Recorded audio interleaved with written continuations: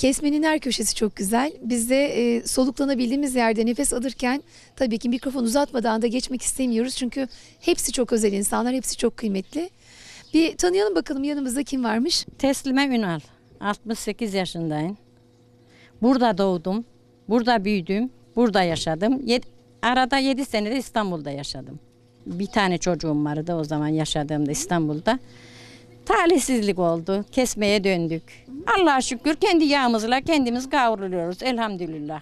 İyi ki de gelmişsin. Ben iyi veya kötü geçirdim ama gençlerimiz tabii işsiz burada. Babaları bir harçlık verecek de 20 lira kahveye gidecekler. Yazık günah. 200 falan gencimiz var. İşsizlikten önce iş, sonra eş. Onlar evlenemediler. Onların üzüntüsü var. Biz geldik geçtik ama çocuklarımız gurbete gittiler. Biz hiç burada hani bazı evlerde bir tane, bazı evlerde 2 tane ölsek kalsak çocuklarımızın haberi olursak cenazemiz kokacak. Topraklarımız çok güzel, yeşillik ama verim yok. Göletimiz bir yapılsa kesmemiz Amerika'dan daha değerli. O kadar.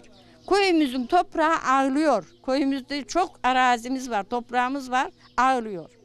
Onun için ben de ağlıyorum. Toprağımı, köyümü, memleketimi, vatanımı, bayrağımı, ezanımı çok seviyorum ama köyüm, toprağı çok ağlıyor. Sizin aracıyla şu Cumhurbaşkanıma çok rica ediyorum. Çok rica ediyorum. Sütçüler Kesmek Köyü, Isparta Sütçüler Kesmek Köyü'nün şu göletinin sorununu bir çözse, her şeyi çözen Cumhurbaşkanım.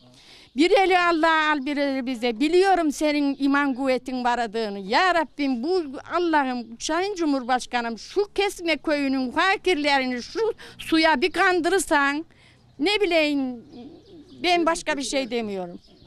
Sayın Cumhurbaşkanım bizim göletimizi bir yap. Bir yap Sayın Cumhurbaşkanım. Sen denizin altlarından yürütürsün. Sen havaları yürütürsün. Sen uzaylara aşırırsın.